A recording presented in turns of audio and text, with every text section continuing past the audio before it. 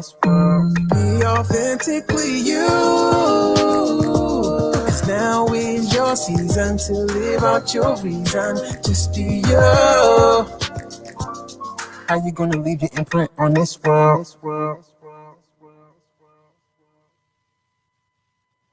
Welcome to another episode, another show of the Authentically You Imprint Talk Show. Welcome, everybody. Welcome, everybody. So glad to have you. Yes. So glad you joined us. Man, I'm telling you, it has been amazing. Things are coming out. This COVID, I'm telling you, it's a wonderful thing. The days are beautiful. Yes. And God has been good to us because here we are. And today we get to interview. We're so excited about our guest today. I believe you're just going to love our guest today. Absolutely. The thing that I love so much about what we do here on the Imprint Show is that we find people, we know people that are out there in their communities, in their neighborhoods, doing some fantastic things. They're getting it done. Straight up. I'm telling you, these people are doing stuff on 100, and they're doing multiple things, and they are impacting people's lives. And these are the type of people that we at the Imprint Show want to spotlight. And that's what our endeavors are, because we really want you to see some of the wonderful things that people are out there doing. But listen, if you have people in your family, in people in your sphere of influence, some of your neighbors, people on your block that are out there getting things done that you want us to spotlight, we'll put the information on the screen for you to contact us. Give us their name, their email address, however you want us to contact them. We'll make the connection and get them on the show.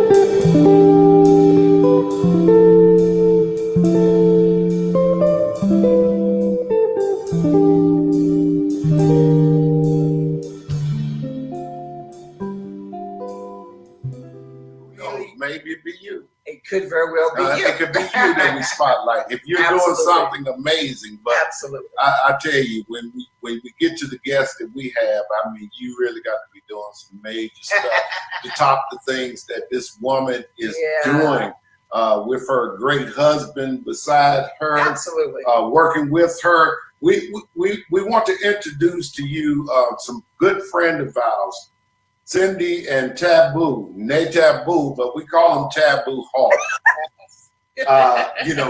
We don't use his whole name, but his name is special. But we call him Taboo, and he's a great friend, great guy. Absolutely. Stand beside his woman, and a lot of times, we see women out there doing things, and most of the time they having issues because a partner doesn't totally agree with what they're doing. But it's not in this case. Not in this case. Yeah. These two guys work together, and they work good. Pushes this lady to the brink of her greatness. And that's really important. It really is important. It really is. So we want to introduce to you Cindy and Taboo Hall. Thank you. Welcome to the show. Welcome. Thank you for having us. Thank you. Hey, listen, we're honored that y'all will come. Before we get into this, we got to tell y'all how we met this great couple. We met this great couple on a away trip. Yes. In Jamaica. In Jamaica, man, where there's no problems, only situations. Only circumstances. But we met this couple, and we were there with a bunch of couples, and come to find out that my wife and Taboo share a birthday. Yes. They share a birthday, so once we found it out, I mean, things been kicking. We've been sitting back talking. We talked in Jamaica. We had a great time in Jamaica, and let me tell you the truth. From there was birthed a marriage ministry and a couples ministry that was great. And I know Cindy and Taboo, they always say, well, Chris and Andy, y'all lead it. But let me tell you something. These guys here, the only way we were able to lead that group is to have such great support from these guys. Far more than support, I tell you, because I really feel like the majority of the couples that we were able to sit with were as a result of this couple. Oh yeah, definitely. So why don't y'all tell us about that? I mean, it's been some years ago. We did the marriage ministry probably about a year maybe a year and a half, but there was a lot of impact, I think, from that marriage ministry. Absolutely. And thank you, Andy and Chris, for the introduction, and definitely the foundation of this beautiful relationship that the four of us have, and as well as our families have met in different capacities. But being married is a beautiful thing, but it takes a lot of hard work. It takes a lot of commitment and dedication. And when you have people that have experience, that has done what you are trying to do, or trying to go where you're trying to go in your marriage, and you meet couples like yourself who share those experiences, who pray for couples, who want to advise and share even the things that are going to try to interfere, and where the enemy will try to break that union. And to have a couple like Andy and Chris, to have mentors like you in our life has been instrumental. It has gifted us the opportunity to share even the knowledge and the experiences that you have poured into us, to younger couples and to couples that we've seen get married. This month will mark 20 years since we started dating, and we've been married 17 years. And we're grateful for all of the experiences, good, bad, and ugly, so that we can help other couples learn how to pray their way through some of those difficult things, and to enjoy and treasure all of the beautiful memories and moments like we've had over the last 17 years. Some of those times that we spent with Andy and Chris have been great times, and some of them have been sad and difficult times, but we have managed to all find the joy, and of course to honor God during those times. And so we are very thankful. We're thankful for every platform that we've been able to share with you all, and definitely we are grateful to have mentors like you in our life. Great, Awesome. that's great. But she also have a great guy sitting beside her. Absolutely. Taboo, who when we first met Taboo is he's the quiet, observant type. Yeah. He will sit back and he would observe before he began to talk. And sometimes I notice some people he don't even talk to. So I imagine he has made some assessment about them. And if he don't say nothing, I kind of back off too, because he has that gift to know men and how men react to things, and when men are not about what they say they are about. And he's been a value to not only the couple ministry, but just having a friendship with him, that budded from that trip to Jamaica. It was totally amazing. Taboo, just go ahead and enlighten us on your wonderful life with your wife, and how we met and everything.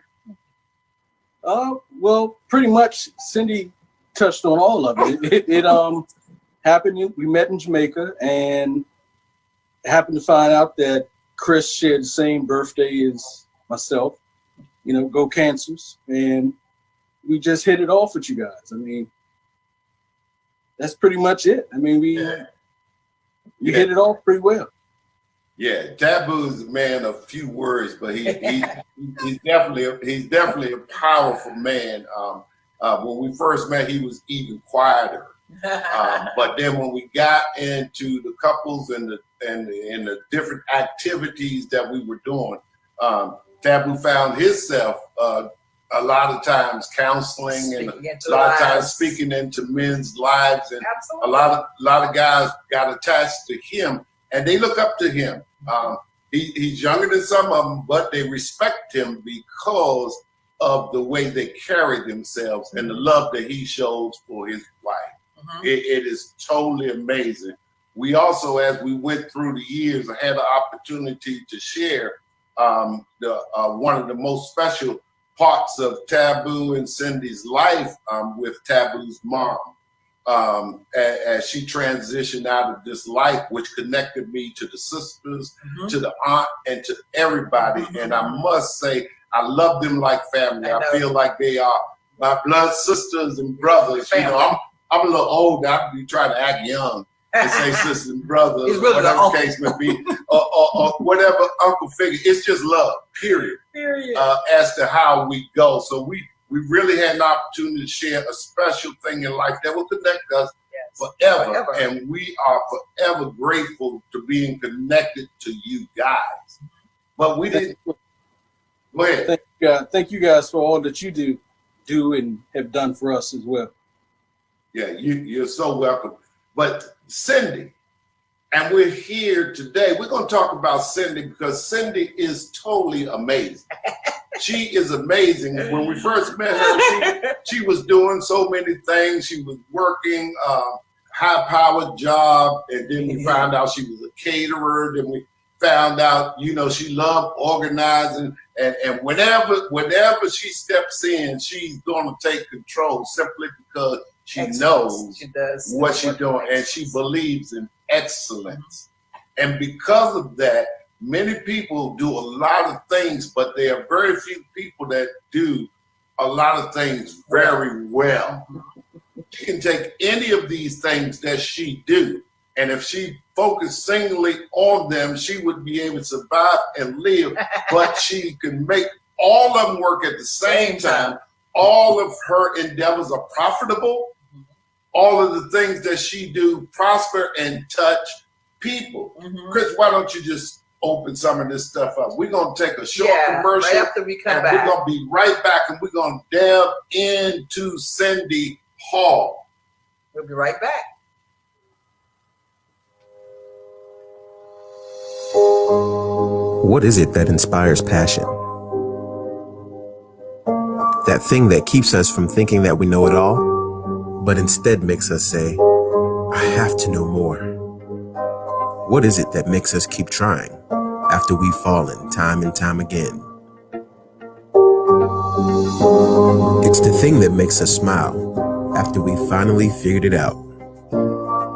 When what used to be difficult is now second nature.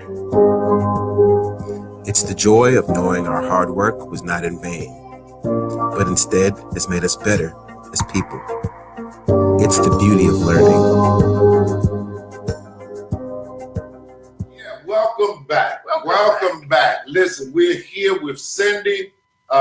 Chris, why don't you just open up and let's just start in on see how much of this stuff we can get in before we have to move to a second interview. Yeah, I know. I really want to first let's talk about the work that you're doing with the Columbia Heights Village Tenants Association.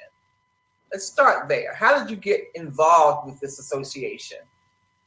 So you talked about the many things that I have done as an entrepreneur, and that I continue to endeavor in as a business owner. It all started with chicken. A lot of things in life, good things in life, start with fried chicken. So I am the owner of a Simply Splendid event catering company, which birthed from, actually was the wedding gift of this beautiful union that I have with Taboo. And I always loved cooking, always aspired to be an entrepreneur. And like a lot of other small business owners, I started with cooking meals and preparing for friends' parties and baby showers out of my home. And I wanted to take my business to the next level, be able to be a licensed caterer and to cater weddings in large venues. And that catering company afforded me the opportunity to cater an event where it all started. A lot of my life started, actually. I actually lived in Columbia Heights Village. My mother moved into that development over 40 years ago as a single mom. And never did I imagine that catering a promotional luncheon for an employee on the property would afford me or extend the opportunity to me being a intricate part of an organization that is set up to support and provide services and referrals for the residents that live on the property. It's a very unique setup because the Columbia Heights Village Tenant Association is a unique nonprofit and business structure where the tenants actually own a great part in ownership of the property. And when I say unique, there almost is not another model like it in the United States currently. So I definitely love what I do, and to go back to a property where I grew up, and just imagine 40 years ago, some of the people who I service and work for now were actually there and watched me grow up. So to go back to that property and to be able to work and make them proud. And then for the younger population that lives there, I want to be an example for the young ladies, for the young mothers, for the kids that are growing up in the inner city. And things are, I grew up during the crack war. So to live in an inner city environment was a tough thing. It was a tough for a Black woman to raise children, to be successful, but to come back and work in the same neighborhood where crack might not be the most popular drug right now in some of our inner city neighborhoods, but the era and the fallout and the history behind it and the generational things we are all living as a product of that era. And so to be in this neighborhood, it's every day is a struggle, but every day I try my best to be a positive pocket of from my personality, from my good morning when I step on the property to the time I leave that evening. And some days it's very easy to do, and some days it's not as easy because you have to deal with this real thing called life. I'm sure your mother is extremely proud of you for the effort and for the impact that you're making there in that tenants association. What is she? Absolutely. She was just as surprised as I was that I would be working back, and not just in Columbia Heights, but in the nonprofit arena. As Andy mentioned before, I came from being an executive director in a company that was, I started out as a federal government employee, went back as a federal government contractor, and to work in the private industry in an executive position, and to transition to a nonprofit and actually being an intricate part of that association, becoming a federal recognized 501c3. Well, it was a lot of work, and it's a lot different than what I had the arena that I've ever worked in. Mm-hmm. And my mother is, she tells me often that she is very proud, as well as some of my other family members that live in DC, and of course also have lived in that neighborhood at some point in their life. I do every day, not to be one to make my husband proud, but to make my son, my one and only prince. But also I'm thankful to have my mother still living on this earth, to be able to see some of the great things and the impact that I'm able to make on other lives. And I get some of that from her, because she's always been a giving person. So it all starts with how you're raised. And I was raised in a home where my mother shared with the other mothers. If she had, extra bread, sugar, if she had extra money to share with somebody else's child at the ice cream truck, she did it. And if she could watch somebody's child while they took on a part-time job, that child was welcome in our home. And so I was raised in a home from a giver. So it was natural for me to do what I'm doing now. You're just doing what you saw your mother model. It's great. Listen, we're going to take another short commercial, and then we're going to jump right back in here. We'll be right back. Be right back.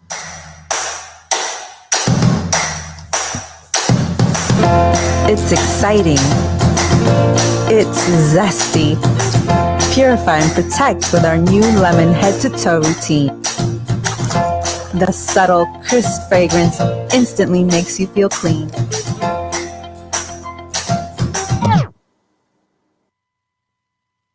Guess I'll just keep using lemons for my water until my order gets here.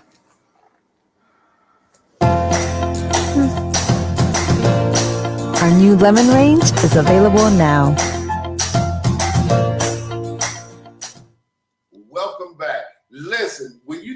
about Miss Rose. Your mom, she's special. So, us knowing you, it's so easy for us to know where you get it from. Yes. I spent a lot of time with your mom when I spent a lot of time with Taboo's mom together. So And it was a pleasure it was a pleasure to see how two families blend together.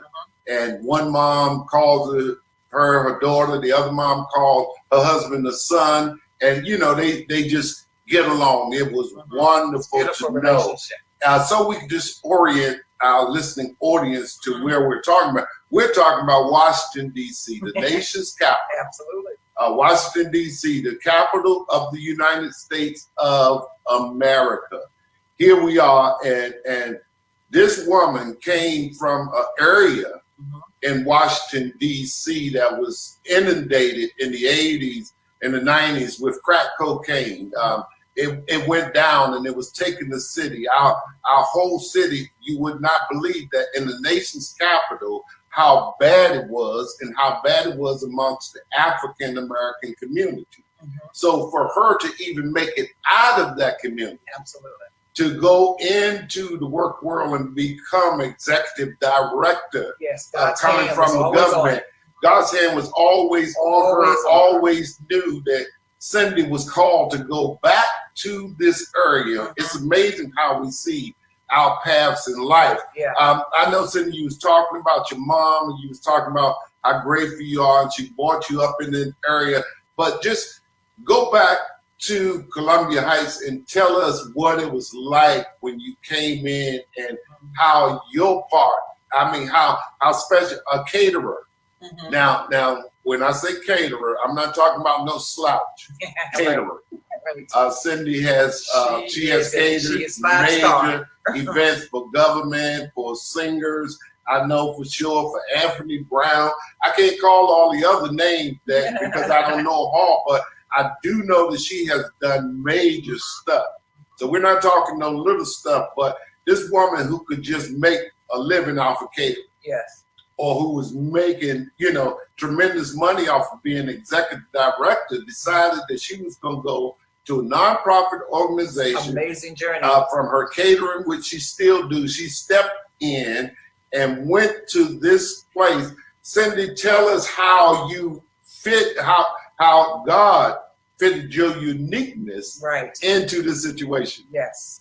Beautiful. So, and thank you, Andy, for making this interview so easy, because it definitely was ushered in by with my work. I grew up definitely believing to follow the steps that are ordered and to start out catering at a property where I grew up. And then I started out originally volunteering. So originally, when I first got before this position was announced for me to even apply for, I started out volunteering, and that because I was working my businesses just to help the association's president, as him and the board was setting up the organization to be federally recognized as a 501c3, to assist the residents in understanding what it means to exercise your TOPA rights and to take part in the ownership. I was able to bring the expertise that I had with working in executive management. I was a contractor for housing and urban development. So managing the accounting for subsidized properties and managing the accounting, I was able to bring in all of my multifamily experience for over those years into the position in which I work now as the Director of Operations and COO for the association. I support 9 great board of directors and over 1,000 residents that I work for every day, and greatly, I don't take it for granted the opportunity that I have been afforded. Neither do I take for granted the calling that it was for me to go back to this property, to pour into the people in a neighborhood where I grew up. And I apologize for not mentioning, for those who are watching this from all over the world that may not know where this place is, but DC is divided into 8 wards, and Columbia Heights Village is in Ward 1, Northwest Washington. I affectionately grew up labeling myself as an uptown girl, proudly to grow up in Northwest DC. I proudly stepped back into that property, knowing that if it wasn't for the grace of God, I would not be living where I'm living now. And I hold myself high, and the accountability to be there and to, like I said before, for the women and men that watch me grow up and leave that property when I was 18 years old to come back. I hold myself in high regard to want to make them proud and to do everything that I can do to make them have a safer, a more pleasant, and an enjoyable life. And for the ones that are there and aspiring to move on, to be a homeowner or to move themselves and their children to another place, I'm there to support them in their efforts as well. With implementing programs on the property, we did a full summer camp with health and wellness and sports with the Worker Don't Eat organization. Prior to COVID, of course, our last camp was the winter break of 2020. Right before everything closed down, we had an amazing winter camp with the kids. Again, we promote wellness for our small kids to seniors, wellness programs, awesome burial assistance to help the residents that, of course, are in time of need during the death of a resident that passes away or transitions on the property. And then the beauty of my position that expanded when I wanted to bring more resources. I wanted to start applying for grants and help the board go a little bit further with extending resources and, of course, funds to the residents. And in the federal and the government arena and large organizations, a lot of them did not want to put money into just one population of people, where they were okay with providing those funds and resources to the community. But to expand on that is where I became one of the lead organizers for a mutual aid movement, which is MAM DC. And MAM DC during COVID was one of the intricate parts of assisting the residents, not just in Columbia Heights Village, but in Ward 1, and that expanded to the entire DMV. So at one point when the government shut down, we had to figure out collectively how our mutual aid efforts, how other nonprofits and we're going to get together in the city and take care of our people. We were raised to stick together, and the United States does a good job with coming together. But what was important was to help the people right where we were, and we were boots on the ground and ready to do that. Yeah, wow, Cindy. Listen, we're gonna take another short commercial break, and I want to get you right there with the COVID-19 because something amazing happened, and she took on a whole nother. She put on another hat during COVID-19, which stemmed across the DMV. So listen, we're gonna be right back.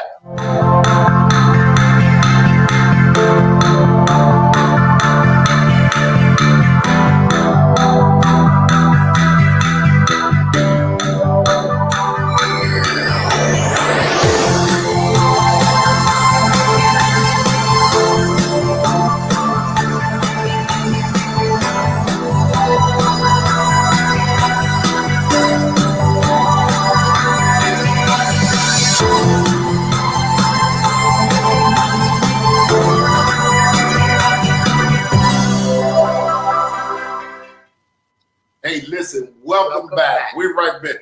Cindy, you mentioned the COVID-19 and how the government shut down and how things just stopped. But that didn't stop you. I mean, it got you more excited to the fact that it was almost Cindy saying like, well, the government shut down. Well, we're going to become the government for you. We're going to make this thing happen. We're going to make sure that you eat regardless of what's going on. Tell us about what happened during COVID-19 and what inspired you to do what you did. So right around the third week of March, part of my position, I meet with the mayor staff, the council member staff on a regular basis, almost weekly. And as I started to receive emails and messages about the Office of Aging and some of the other intricate agencies that support our community and the property so heavily, because of the spread of the virus, they made executive decisions to start shutting down branches of the government. And this started trickling down to very small local pieces of the government, which also affected contractors and programs that support our underserved. And if not, we've learned nothing else. The underserved, the citizens that are living below poverty level, and they were living below poverty level prior to COVID. Our residents who have been a victim of racial injustice prior to George Floyd, we had the opportunity to step in to, like Andy said, somebody had to feed the people. And we didn't just think about the people that were living on our property, living in an adjacent senior community, living on 16th Street at the Woodner, or living in Ward 8. We were even talking about the people that are underhoused community members who live on the grounds of Union Station, who live on the grounds of the Capitol, who live on the grounds in DuPont Circle. And so those people lost all of the resources as well. A lot of the large nonprofits received their funding and directives from the federal government. So as they had volunteers who were at the vulnerable age, and they fit the mold of the people that they said, you need to stay in. These people should not be in grocery stores. They should not be going out to pharmacies. And so we, and when I say we, the mutual aid network collectively started meeting around the city. And there are mutual aid efforts in all 8 wards of the city, along with one of the largest of Black Lives Matter, DC. We all started getting together, and thank you to one of our other lead organizers, Bob and CJ, who run a large public safety organization called the Peace Connectors. And it just took a lot of us at the table, and we were determined to organize. The first thing we had to do was organize to keep ourselves safe and to figure out how we were going to go help as many people as we could every single day. And so my day, a lot of the times, ended at about 1 a.m. and started right back at 4 a.m. as I proceeded to whatever grocery store or Walmart I could stand in line for to wait to get groceries, to get essential cleaning supplies. And when they became available, PPE, sanitizers, and masks for the seniors and for the vulnerable community, and even the COVID virus, the coronavirus victims, some who did not make it, and a lot we were able to serve and see be nursed back to health, and thankfully overcome this deadly virus that our nation and our world has been hit with over the last 16 months.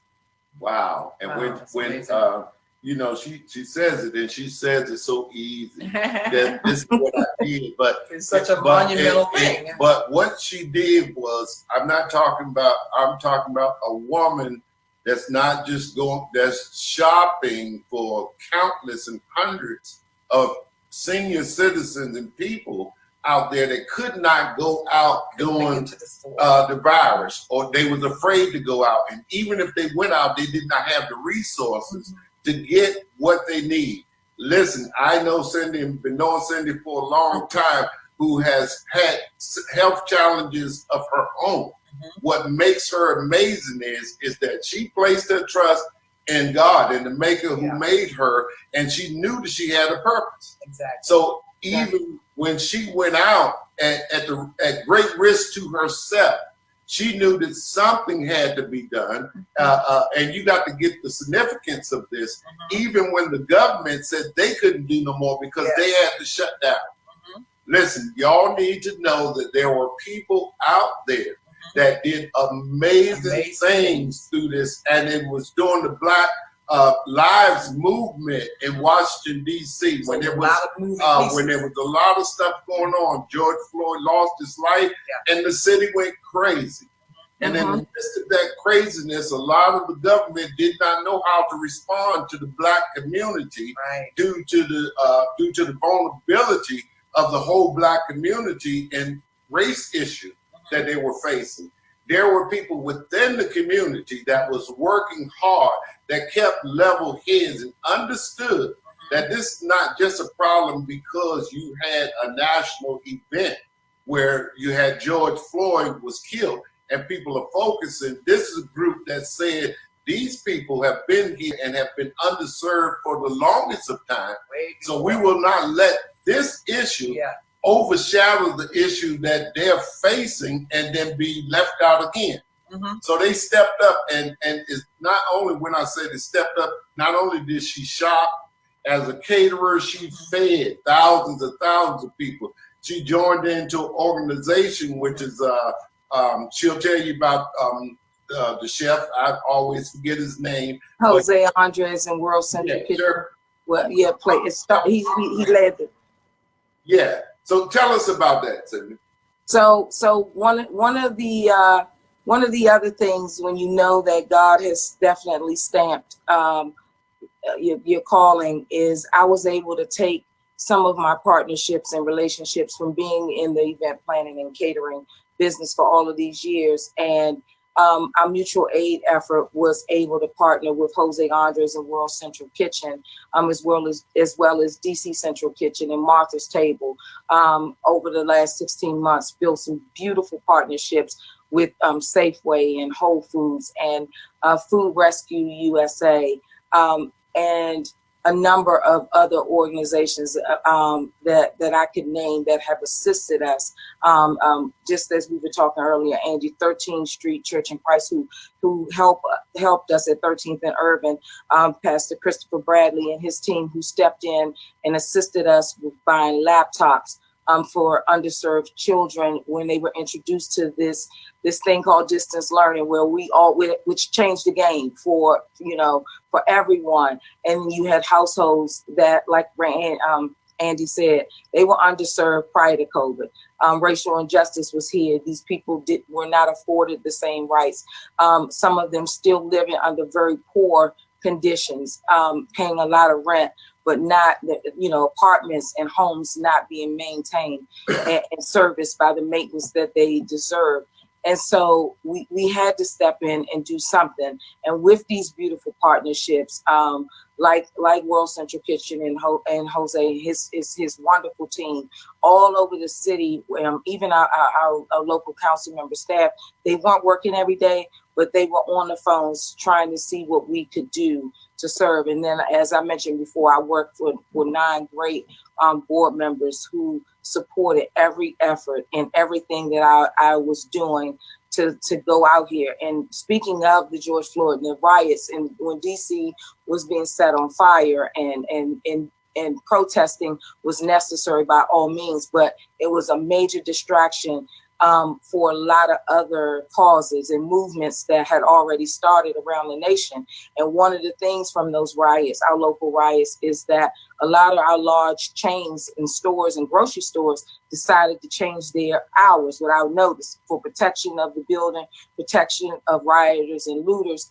And so that stopped a lot of the work that I was out there, and the volunteers, over 100 and something volunteers that we had, were trying to go out and shop to feed all of these people every day.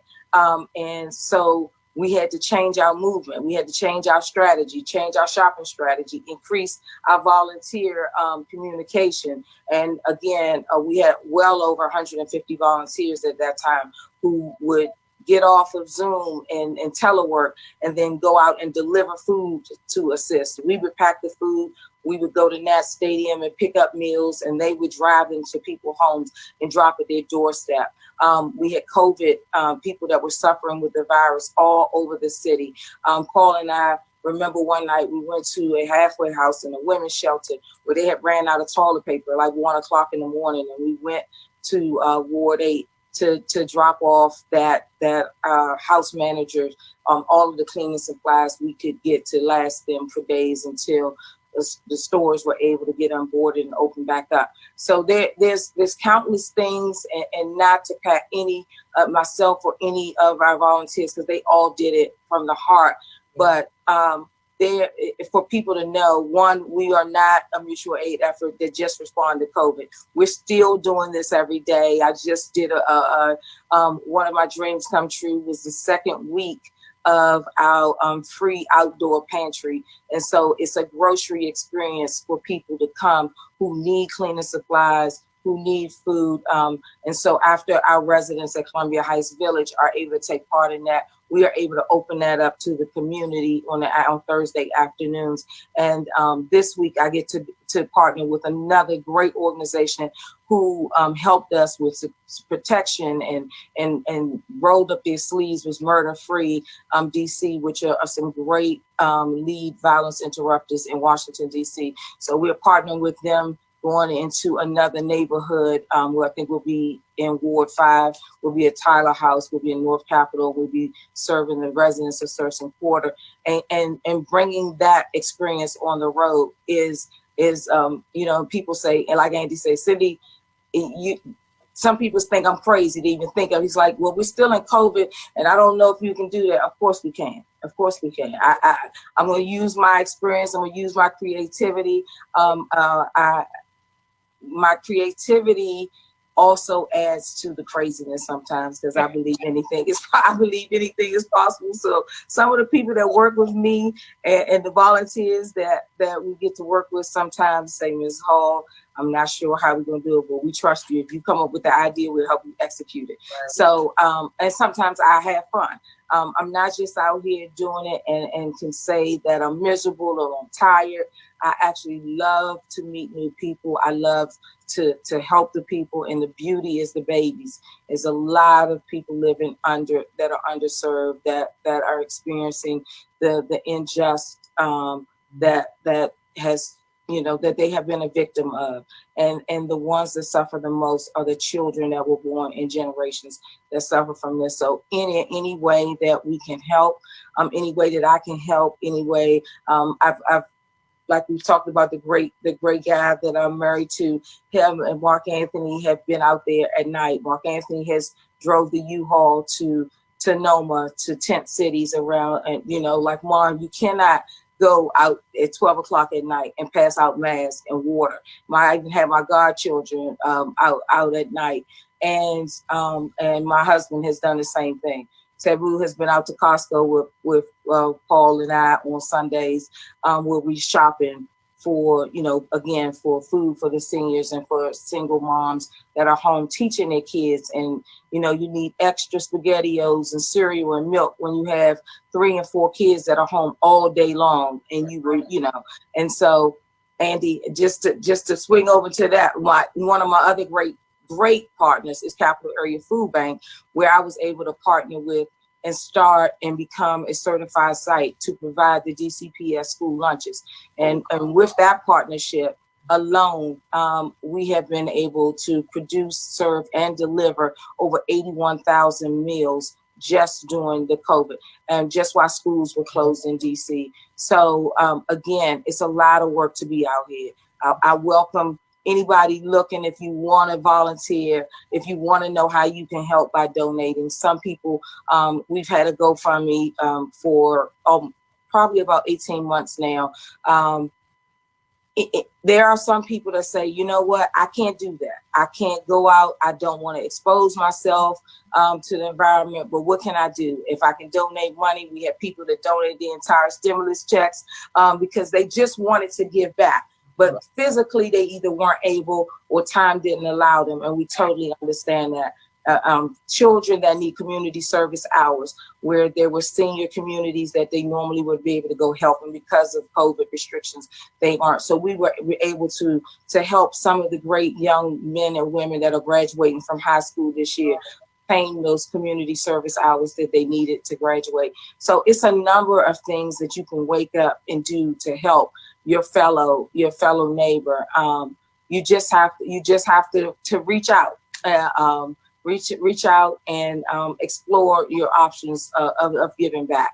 And it's not always, working in the nonprofit venue. Again, you can volunteer, Saturday, Sunday. It's help needed 7 days a week, 24/7 in some capacity. That's amazing, Cindy. Do you know the GoFundMe? Can you give us out?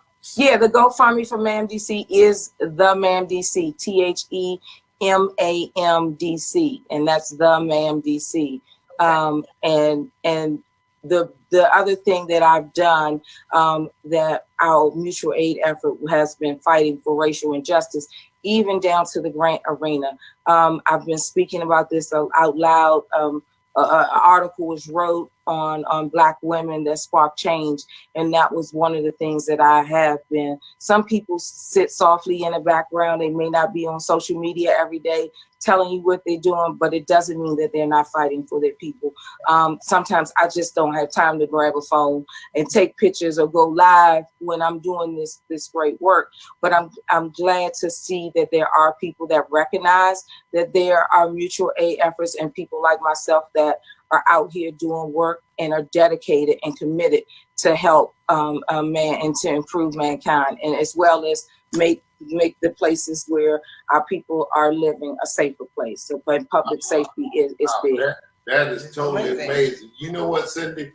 We're gonna have a part 2. I mean, it's just that we have only touched the surface of what this woman is doing. I mean, it's only touched the surface. And listen, the GoFundMe is up right now again.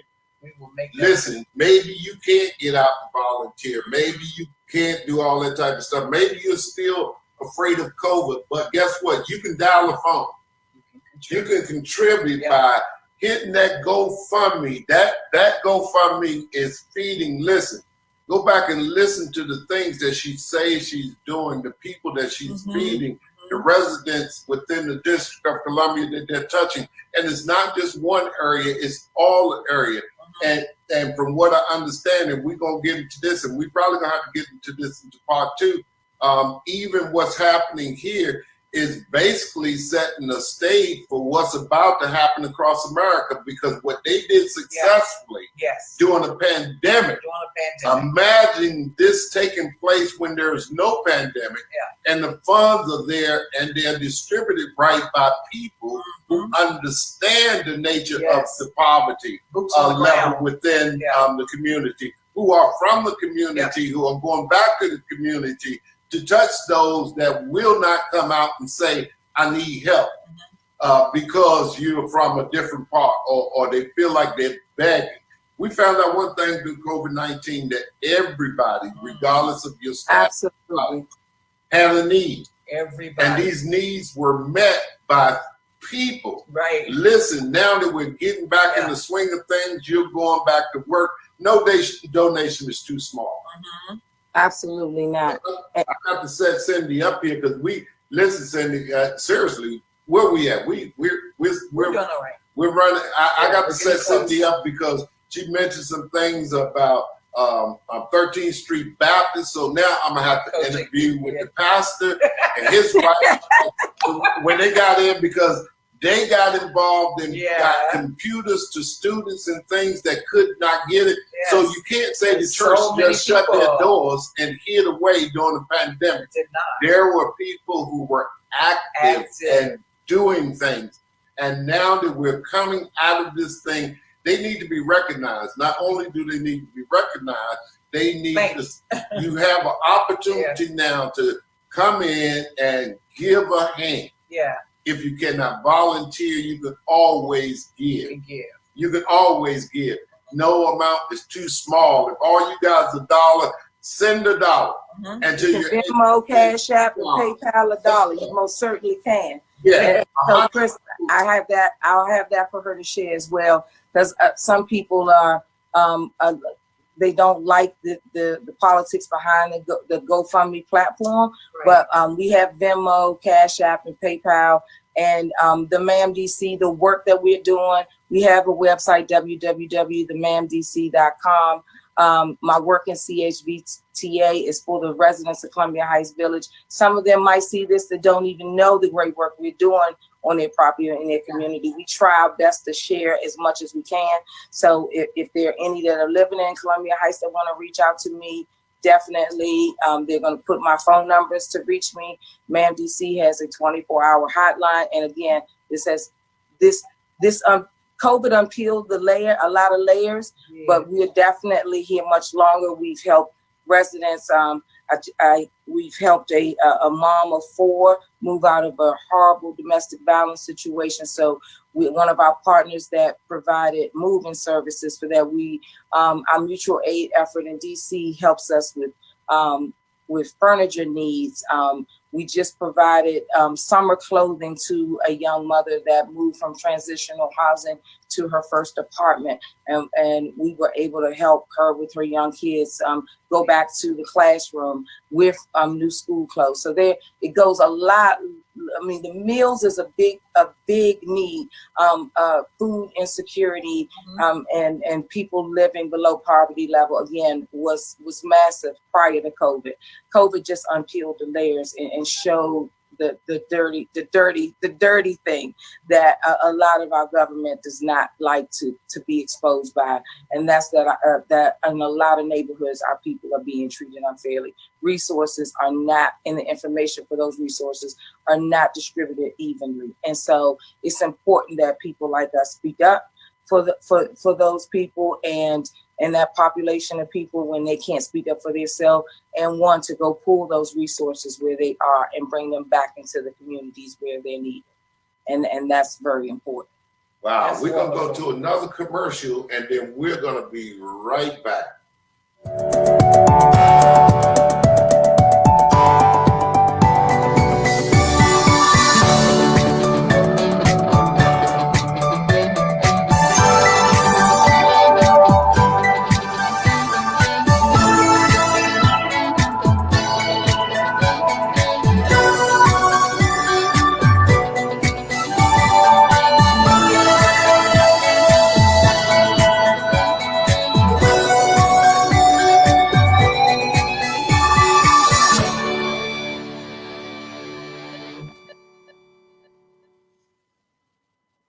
Hey, here we are. Welcome back. Welcome back. You have given us so much great information, so many wonderful things. I was sitting here taking notes at questions I was going to ask you when I could get in. And you answered each one of my questions before I had an opportunity to ask them. So I absolutely love how you embody what you're doing. You know, this is not just Right. a job. This is not just a stepping stone for you to get someplace else. This is who you are, and the way that you speak about it lets everyone know that what you are doing comes from a deep place in you. It comes from something that was stamped on your DNA before the foundation of the world. It was something stamped on you while you were in your mother's womb. This had to be. This is the sovereign act of God that Right. He, throughout your life, He was setting you up for today and what you're doing right now. All of the positions you've held up until now prepare you to be able to be an excellent servant to the communities that you serve. And that's what you are. You are a servant.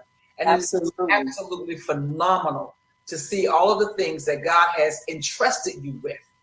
And that's what it is. He has entrusted you with making sure one child has some shoes, making sure that one mother has some support, making sure that one mother knows that she's not alone.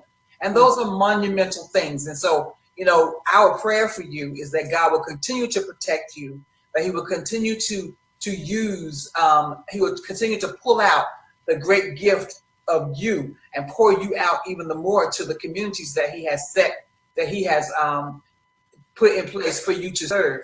But that in doing that, He will also continue to regenerate you and to energize you and to heal and keep you healthy and to provide opportunities for you to take a vacation, go someplace and get some rest. So the old adage I'm finding and talking to Cindy is true. Yes. I mean, it is definitely It's very true. true. So when they said, if you find something you love to do, You'll never do work that, another and day in you'll your life. never have to work another day Absolutely. in your life. Exactly. So it's important that we do what our passion says and listen to the voice of God. When things sound foolish, I mean, they sound foolish, like give up my director job. Yeah, right. Give up catering every day when I can cater. When I can get the clientele and I can cater and my catering business can survive. Yeah. Instead of that, you say Cindy has said no, especially due to COVID-19. She has given up her space, her office space, her catering environment to other smaller caterers. Yes. Who in other words, would not have survived COVID-19. Not only did she give up the space for them to use, she gave them contracts. Gave them business. And gave them business that she could have took and say, well, I'm going to take it all myself and I'm going to do this all myself. But she didn't do that. She opened up the doors for others who were coming along so that they can make it. That's what it takes for us to make it in this world. And another thing that impressed me about what has happened, what I've heard, what I've witnessed is, when the federal government shuts down and says we can no longer take care of you or give you resources or give you food or whatever. The thing that so impressed me is that, what you have done, Cindy, and what others have done is taken what we have, what was in your hand. Mm-hmm. You have taken what God placed in your hand, and said, well, I will make sure that at whatever cost it is to me and however I need to do this, I'll make sure that those that are within my sphere of influence are fed, clothed, and housed. Absolutely. And it's a beautiful thing. And I wish that I said, but what I'm seeing here is that even though we've all experienced in this country that our government could be put on its knees. Mm-hmm. And resources could dry up in an instance because of an unknown, unseen thing. Yeah, absolutely. But then what Cindy has revealed to us is that although the government is shut down, the hand of God never stops. Absolutely. In the midst of what the government cannot do, the hand of God with a willing servant, with one who's willing to give over and hear the voice inside of her when God say go, she's willing to go. And then that means the hand of God was moving out through the whole time that the government was shut down. And it has actually, and even from what I'm hearing and what I'm seeing, has changed the Black community. And seeing that, wait a minute, our own people can take care of our own people and take care of ourselves. And this is not just a Black thing, it's a multiracial thing where you had other people involved, but the majority of the grassroots that were there came from the community and help came from within the community. So our communities are not as dead and is not as helpless as you believe them to be. There are people with talents that have been just waiting to shine. And Cindy, you have shined. I love it. Oh, you not only shine, you like beam, boom, like the sun out of nowhere and brought this. Came all the way to life. Yes, and again, when I say we're still only touching surface stuff with this woman, just look at what she's wearing. Not only that, we didn't even talk about that. Cindy. Oh, we didn't talk about chosen fashion, but again, another one of God's stamps. But we did on part two. She has her own line of clothing. She is also a designer. Yeah. With chosen fashion, as you heard. So, and again, we're gonna have to get back to this because we done ran this thing to the point of being out of time. So, which means I'm so glad we have connected, Cindy, because this is definitely a part two. Yes. So as soon as your schedule allows, we will go back and we will take the second interview. We also thank Cindy so much because we're setting up interviews with other people within her organization at this time, work that she's worked with side by side and that are doing amazing things. Yes. You guys got to tune in when we get back with this. But thank you so much, Cindy. Yes. We'll give you the parting words, Cindy. Thank you. Andy said it best, and I'm sure he didn't create that phrase. So many others have used it, but when God says go, you must go. And I listen. That's the way we should close it. He said go, and I took off. All right. And haven't stopped, unfortunately. With you and Taboo. Yes, thank y'all so much. Yes, and thank you to my first part of my interview, but none of this, of course, God is the head of our life. But if you don't have a good partner, I got an awesome mate. I was sent an awesome mate, and he supports me 100%. And I would not be doing this with a smile on my face if I wasn't coming home to a husband that welcomed me into a peaceful place. And so where I'm sitting now, this is my happy place. I love helping the people, but it's nothing like coming home. And so I thank you again. Look forward to part 2. Look forward to sharing this platform with some of the other great people that help every day that I work with and work beside, and so that you can hear some of the great things that they're doing and how I'm able to do these things because of the great partnerships that I have and the team that I work for and with every day. Beautiful. Beautiful. Thank you so much. Listen, Thank you. Thank you guys for joining us. Listen, I hope that someone was encouraged. You can't help but be encouraged to listen to some of the things that Cindy has done. This is just through COVID-19. She's been at this for a little while, okay, and doing great things. But the things she did through the COVID-19, as we experienced one of the worst years in America's history, it wasn't so bad. There were good things going on, good things happening, and people doing great things. Absolutely. And you are one of those people that have been doing great things. Listen, if there's something or someone you know that has been doing great things through this COVID, yeah, we got a small platform, but we'd be glad to sit back and talk to them and see if it's something we want to air, so that the whole world, because we're viewed in 175 countries across the world. We're small, but we're in a lot of places, and people around the world need to hear of the goodness that you're doing. Absolutely. So we thank you so much for joining us and being a part of us. We love you. Cindy, Taboo, we love you. We love you back. Love you always. And so thank y'all. Thank you for joining us. Yes, and as I close, the question on the table is, how will you leave your imprint on the world? We'll see you next week. Bye-bye. Bye-bye.